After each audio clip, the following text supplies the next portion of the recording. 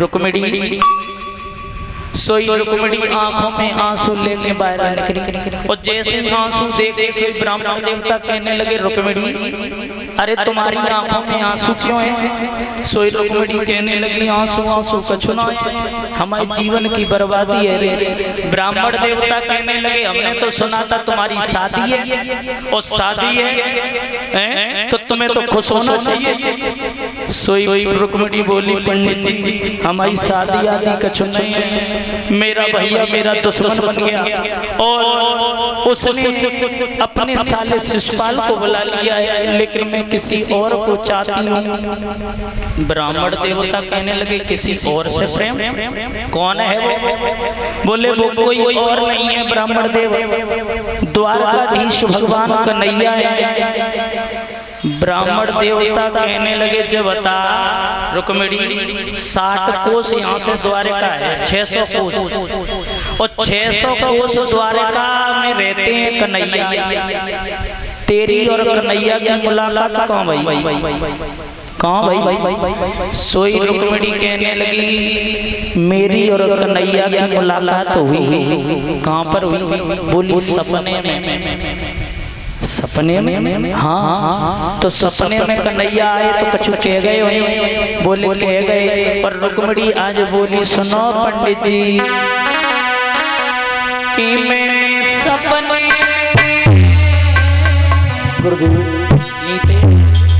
कि मैंने सपने में श्याम को देखो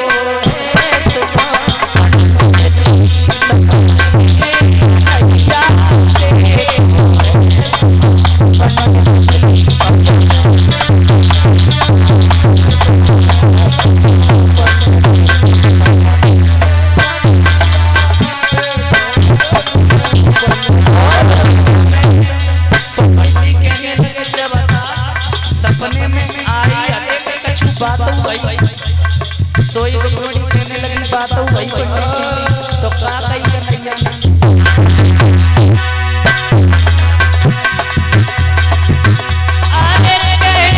श्याम चिट्ठिया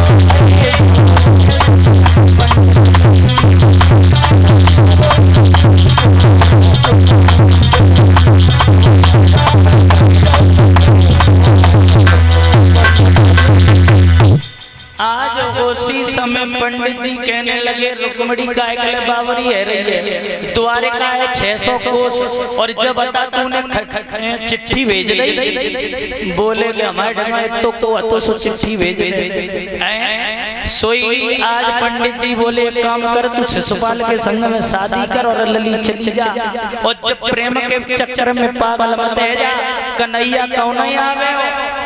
सोई आज रुक्मिणी बोली है पंडित जी तुम मेरे कन्हैया को नहीं जानते और एक बात कही है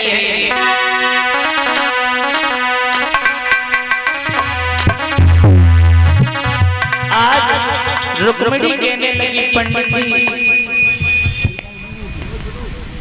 आप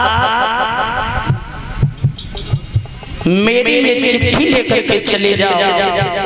सोई पंडित जी कहने लगे लली द्वारका 600 कोस है और हमारे ऊपर है बुढ़ापा और जब बुढ़ापे में तुम जानती हो आंख से जाला बहता है नाक से नाला बहता है। इस बुढ़ापे में वो दशा हो जाती है कि इंसान खुद की शरीर की नहीं कर पाता बेबी। लेकिन हम चिट्ठी कैसे ले जाए? तो एक काम कर तू चिट्ठी लिख। सोई रुक्मिणी आज कन्हैया के लिए चिट्ठी लिख रही और चिट्ठी लिखी गई है, रोती जा रही है, अक्षर आंसू से पूछ जाते हैं, फिर से लिखो चालू करती हैं और का लिख रही हैं। अरे मन और कैसे वेद छिपाती क्या मन मोहन मन मोह नहीं एक बात लिखी है कि मन मोह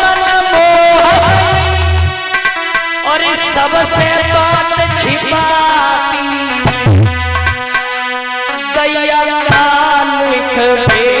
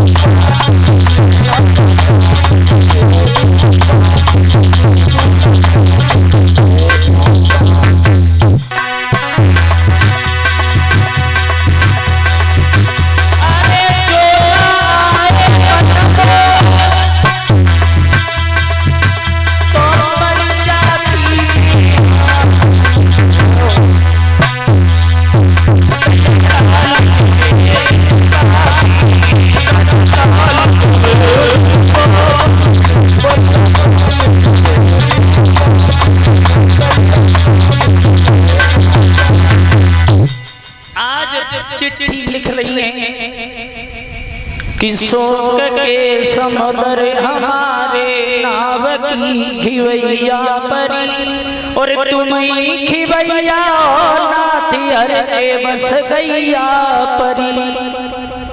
आज लिख दिया है द्वारकाधीश श्याम, अगर तुम हमें समय से लेने के लिए नहीं आए तो ये रुक्मिणी मर जाएगी लेकिन किसी और की दुल्हन बन के नहीं जाएगी। इधर क्या हुआ आज बताया जाता है, ब्राह्मण देवता चले चिट्ठी लेकर धीरे धीरे चले, सुनने कई दूर निकल पाए सो सांस उखड़ी गई सोई। आज सुंदर सो बाग देखो और वही बाग में सोए।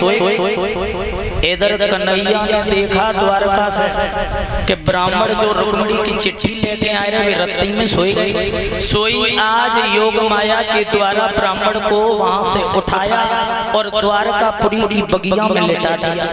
और जैसे द्वारकापुरी की बगिया में पहुंचे सोई वातावरण चेंज हो गया।